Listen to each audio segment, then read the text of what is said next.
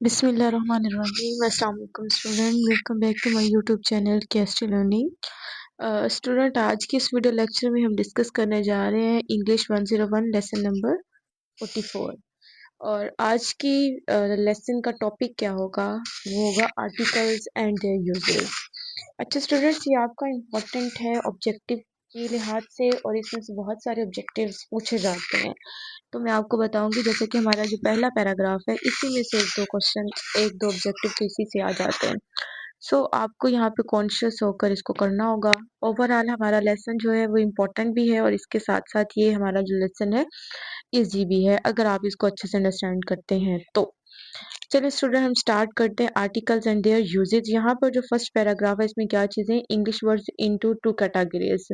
जो हमारे पास ग्रामर को लिखने वाले हैं वो डिवाइड करते हैं इंग्लिश वर्ड्स को कितने, टू कैटेगरीज में डिवाइड करते हैं। First one is major, second हमारे पास क्या आता है, माइनर।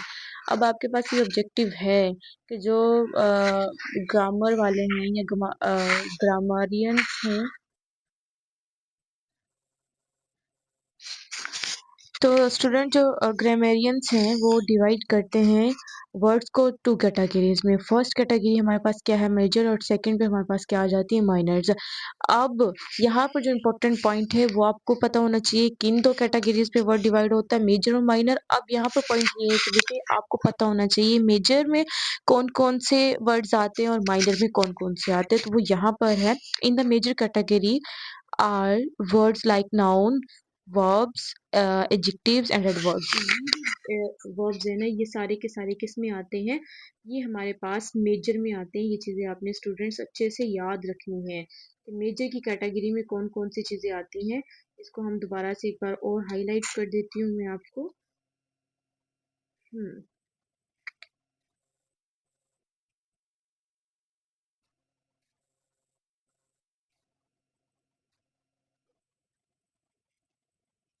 ठीक है, अब आ जाइए यहाँ पर हमारे पास है मेजर की कैटेगरी। तो मेजर की जो कैटेगरी है उसके अंदर हमारे पास कौन कौन से वर्ड्स आते हैं, उसमें हमारे पास नाउन आते हैं, वर्ब्स आते हैं, एडजेक्टिव एंड एडवर्ब आते हैं। ये चीज़ें हमारे पास मेजर में आती है। और मेजर को समटाइम्स कॉल कंटेंट वर्ड भी कहते हैं। ये भी स्टूडेंट आपका एमसीक्यूज है कि कौन से जो मेजर वर्ड्स होते हैं उनको यूजली या सम टाइम क्या कहा जा सकता है, कंटेंट वर्ड्स भी कहा जा सकता है। नेक्स्ट पर हमारे पास है कि हमारे पास माइनर है। माइनर कौन से वाले वर्ड्स हैं, माइनर कैटेगरी में कौन आते हैं, डिटर्मिनर्स आते हैं, प्रोनाउंस आते हैं, प्रपोजिशन आती हैं, कंजक्शंस आते हैं। ये हमारे पास माइनर्स में आते हैं। और जो ये वाले हैं हमारे पास noun, verb, adjective and adverb, ये हमारे पास किसी कैटेगरी में आते हैं, मेजर की कैटेगरी में आते हैं। अब माइनर वर्ड्स जो है वो बेसिकली है क्या, माइनर वर्ड्स तो इतना खुद में कोई मीनिंग नहीं रखते हैं, लेकिन वो जो मेजर वर्ड्स हैं उनके साथ क्या होते हैं, जुड़ते हैं। और जो माइनर वर्ड्स हैं उनको फंक्शनल वर्ड्स भी कहा जाता है, ये भी आपने याद रखना है। मैं जो हमारे पास मेजर वर्ड्स हैं उनको कंटेंट वर्ड्स कहा जाता है, जबकि जो हमारे पास कौन से वाले माइनर वर्ड्स हैं उनको फंक्शन वर्ड्स भी कहा जाता है। और there are around 50 of these words are they very common, और ये हमारी लैंग्वेज में यूज किए जाते हैं। और इसके अलावा इनको फंक्शन वर्ड्स कहते हैं। तो इस पैराग्राफ में ये इंपॉर्टेंट है। फिर क्या कह रहे हैं, these minor words are likely breaks that similar together and content words. भाई ये क्या है, ये किसकी तरह काम करते हैं, ये हमारे पास जो माइनर वर्ड्स हैं लाइक ब्रिक्स होती हैं, यानी ईंटों की तरह है, जो सीमेंट के साथ मिलकर पूरा कंटेंट बना देती हैं। तो इनकी भी माइनर वर्ड्स की भी इम्पोर्टेंट है, लेकिन जो मेजर वर्ड्स हैं वो बहुत ज्यादा इम्पोर्टेंट है। अब हमारे पास आ जाता है स्टूडेंट डिटर्मिनर्स आते हैं। हम किसको डिस्कस कर रहे हैं, डिटर्मिनर किसके हैं, माइनर के डिटर्मिनर्स हैं। तो डिटर्मिनर्स में हमारे पास क्या होते हैं, determiners are a class of minor words. Minor words की क्लास है। Determiner is a word which precedes और comes before nouns and adjective. Nouns और एडजेक्टिव से पहले जो वर्ड आता है उसको हम किसका नाम देते हैं, डिटर्मिनर का नाम देते हैं। अब देखिए यहाँ पे कैट, कैट क्या है, नाउन। नाउन से पहले हमारे पास क्या आया, द। तो ये जो हमारे पास वर्ड द है, ये आपके पास क्या होगा, डिटर्मिनर होगा। और बैग, बैग भी आपके पास क्या है, यहाँ पर नाउन है, नाउन से पहले आपके पास माई है, तो माई भी यहाँ पे क्या है, डिटर्मिनर है। टी क्या है आपके पास, नाउन है तो नाउन से पहले वाला जो वर्ड आ गया एनी, तो ये एनी आपके पास क्या है, डिटर्मिनर है। क्योंकि हमने यहाँ पर देखा कि नाउन और एडजेक्टिव से पहले पहले जो आएगा उसको हम किसका नाम देंगे, उसको हम डिटर्मिनर्स का नाम देंगे।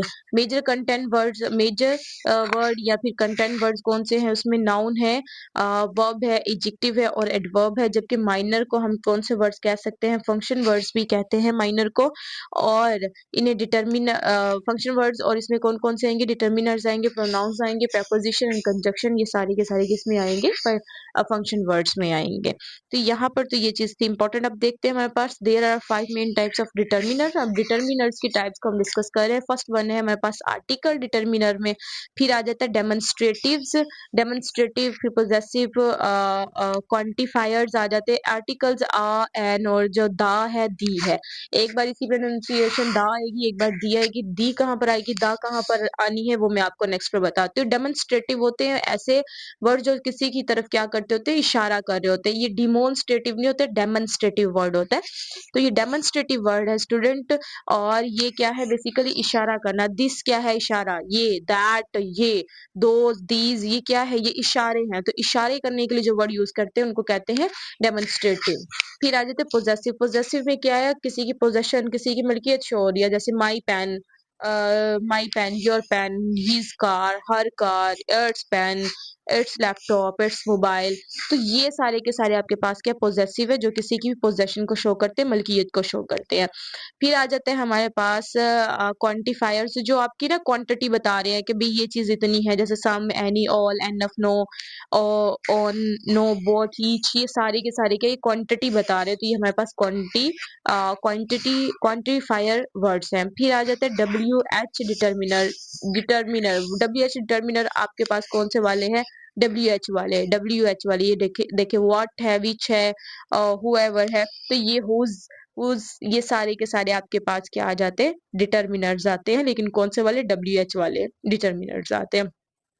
ओहो। अच्छा जी। फिर है जी, पाकिस्तानी जो लर्नर है वो जो of English make the most mistake in the use of articles. Of course भाई हमारी सेकंड लैंग्वेज नहीं है, तो हम जो हमारे पास आर्टिकल्स हैं उनको यूज करने में मिस्टेक्स तो करेंगे ही, डेफिनेटली होगी। लेकिन यहाँ पर हमारे पास हम पढ़ रहे हैं डेफिनेट प्रोनाउन को और प्रोनाउन और इनडेफिनेट। जो हमारे पास द है, ये क्या है, डेफिनेट है। और इनडेफिनेट में कौन से आ जाते हैं, एन और ए आते हैं। अब यहाँ पर हमने क्या पढ़ा था, हमने यहाँ पर आर्टिकल्स पढ़े थे। आर्टिकल्स में हमने यहाँ पर देखा जो हमारे पास द आर्टिकल है, ये कौन सा आर्टिकल है, ये डेफिनेट आर्टिकल है। और जो एन और ए है, ये इनडेफिनेट आर्टिकल्स हैं। अच्छा जी, ये पुट कहाँ पर होंगे, इनको देख लें भाई। ये हमारे पास हो रहे हैं, जो द है, इधर देखते हैं। दाग जो है हमारे पास कौन से वाला आर्टिकल है, सबसे पहले ये आपने याद रखना है, डेफिनेट आर्टिकल है। और एन और ए जो है इनडेफिनेट आर्टिकल है। और यहाँ पर हम द और दी प्रोनाउंसिएशन के अकॉर्डिंग टू लगाते हैं, या जैसे प्रोनाउंसिएशन वर्ड्स होगा उसके अकॉर्डिंग टू उसको प्रोनाउंस करेंगे। कैसे, इसको एग्जांपल के साथ करते हैं। The spelling of indefinite article are, the pronunciation of both definite indefinite articles depend on the initial sound of the word that follows articles। ठीक है भाई, जो articles होते हैं उनकी जो pronunciation है वो उनसे नेक्स्ट आने वाले वर्ड्स पर डिपेंड कर रही होती है। अब जो दा है, अगर आपका दा के बाद आने वाला जो वर्ड है वो कॉन्सोनेंट साउंड दे रहा है, अगर तो वो कॉन्सोनेंट साउंड दे रहा है तब वो हमारे पास द होगा, उसकी प्रोनाउंसिएशन द होगी। और अगर उसके बाद आने वाला जो वर्ड है उसका जो साउंड है वो वोल साउंड है, अगर उसका वोल साउंड होगा तो उसकी जो प्रोनाउंसिएशन आएगी वो दी आएगी। जैसे कि दी एंड। अब ई एंड डी, ई क्या है, ये कौन से वाला साउंड है, ये वोल साउंड है। तो इससे पहले जो आने वाला आर्टिकल है वो कौन से वाला साउंड देगा, दी वाला साउंड देगा, दी एंड हम कहेंगे। फिर उसके बाद जो हमारे पास कॉन्सोनेंट साउंड दे रहे हैं, यानी वोल्स के अलावा कॉन्सोनेंट साउंड दे रहे हैं, वो हमारे पास कौन, उनके साथ जो आएगा टी वो क्या होगा, द होगा। जैसे the girl, the pilot, the bridge, the art, the egg. ठीक है, ये क्या है, वैसे इनके साथ तो एन आना चाहिए, लेकिन एक एग्जाम्पल दे रहे हैं कि वो वर्ड्स जो किस पर एंड हो रहे हैं, ऐसे वर्ड्स जो आपके पास कॉन्सोनेंट साउंड पे एंड हो रहे हैं या कॉन्सोनेंट साउंड से स्टार्ट हो रहे हैं, वो उनके साथ आप टी एच ई लगाएंगे, तो वो जो टी एच ई आएगा उसका साउंड होगा द, और जो वोल साउंड के साथ आएगा उनका जो साउंड होगा वो क्या होगा, दी। अब यहाँ पे क्या है, a girl, a pilot, a bridge, an apple and octopus and egg। ये क्या है आया है, क्योंकि यहाँ पर आपके पास क्या आ गए हैं, ये आपके पास वोल साउंड है, ये आपके पास वोल साउंड है। एप्पल क्या वोल साउंड देता है तो इसलिए एन आएगा, और ऑक्टोपस क्या है, ये आपके पास वोल साउंड है तो इसलिए एन आएगा। एग क्या है, ये आपके पास वोल साउंड है तो यहाँ पर भी क्या आएगा, एन आएगा।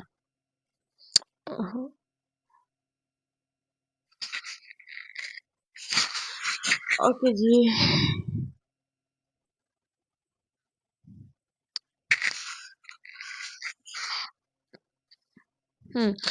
स्टूडेंट यहाँ पर देखते हैं, the stressed defined articles is use to show excellent और सिक्योरिटी इन सम वेज।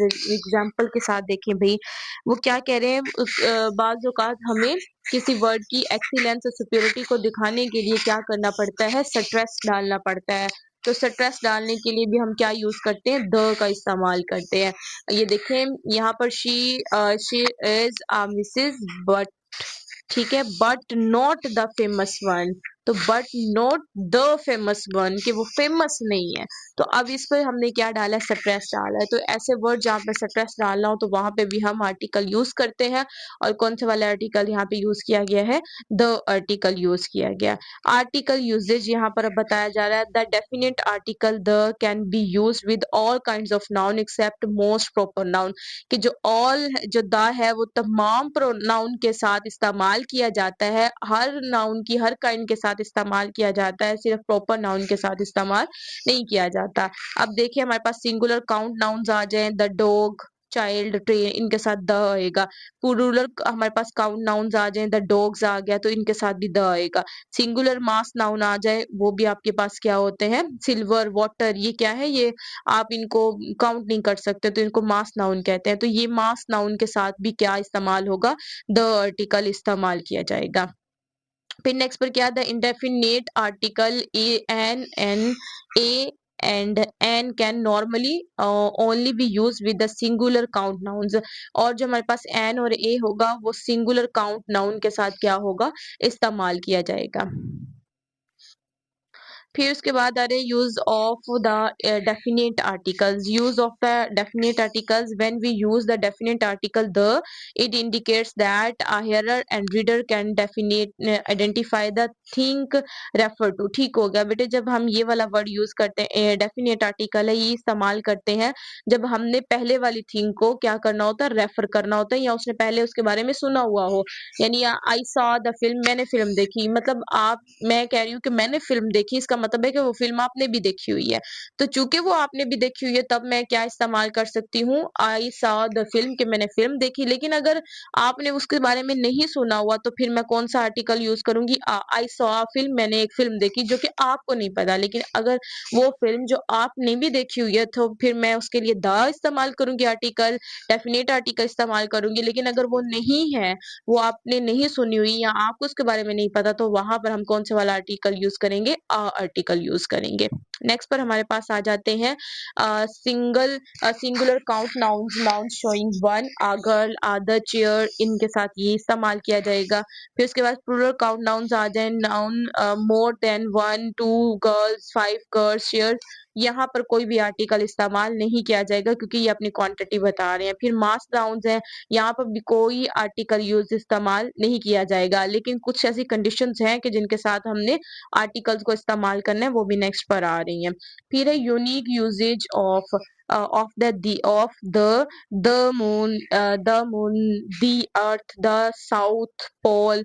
तो इनके साथ ये हमारे पास क्या स्पेसिफिक हैं, ये यूनिक है, ये मतलब चीजें हैं, ये एक ही है, इनसे ज्यादा नहीं हो सकती हैं।